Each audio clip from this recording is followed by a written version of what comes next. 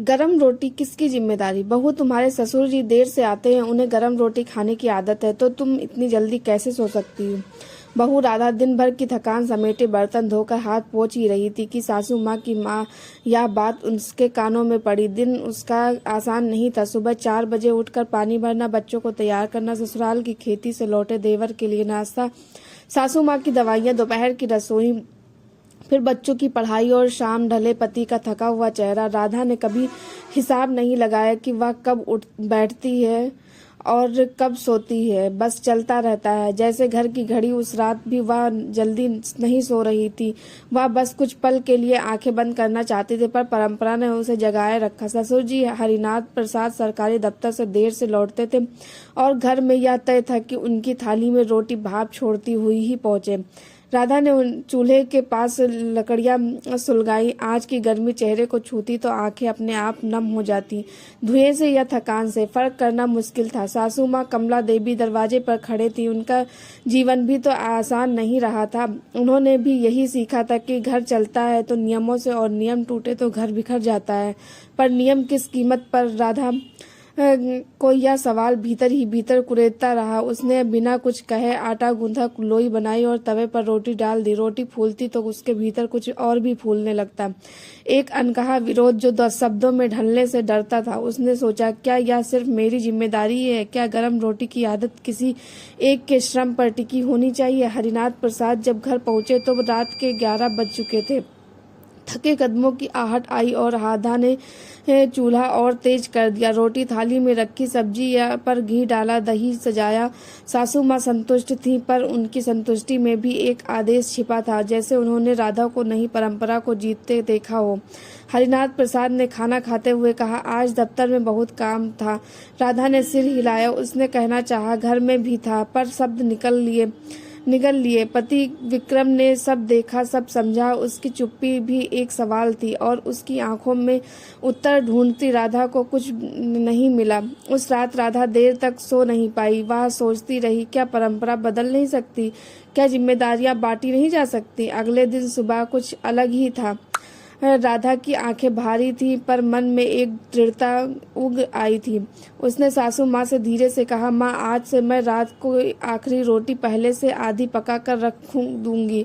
जब बाबूजी आएंगे विक्रम गरम कर देगा। यह कहना आसान नहीं था। सासू माँ ने चौंक कर कहा, देखा, जैसे किसी ने घर की दीवार पर खिड़की खोल दी हो। उन्होंने कहा, यह तो हमने कभी नहीं किया। राधा ने नम्रता से जवाब दिया, माँ, आप भी तो चाहती हैं कि घर में हंसता रहे।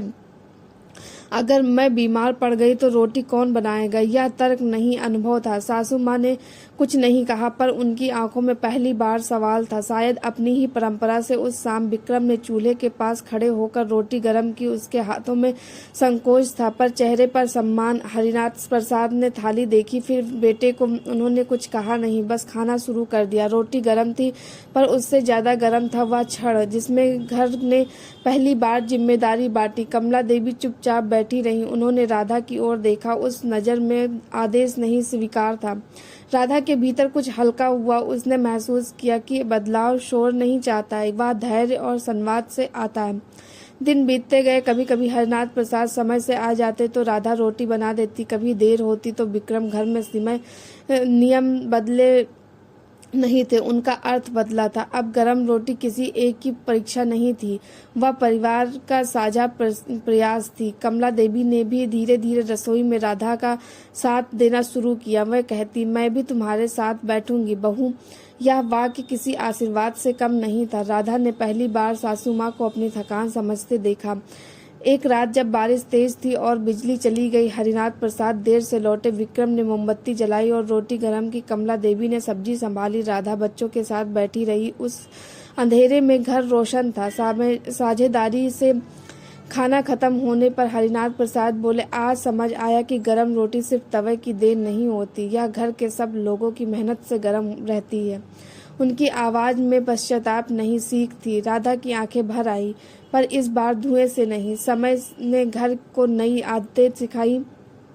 परंपरा टूटी वह सुधरी। राधा ने जाना कि सम्मान मांगना नहीं पड़ता, वह व्यवहार से मिलता है। कमला देवी ने सीखा कि नियम अगर इंसान से बड़े हो जाएं तो घर छोटा हो जाता है। विक्रम ने समझा कि पत्नी की चुप्पी सुनना भी पति का कर्तव्य है। और हरिनाथ प्रसाद ने महसूस किया कि आदतें बदली जा सकती हैं अगर दिल बड़ा हो। कभी कभी सासू माँ हंस कर कहती, बहू आज जल्दी सो जाना, गरम रोटी हम संभाल लेंगे। यह वाक्य राधा के लिए किसी उत्सव से कम नहीं था। वह जानती थी यह जीत किसी की हार से नहीं आई, यह समझ से आई है। घर अब भी वही था, पर उसके भीतर का तापमान बदल चुका था।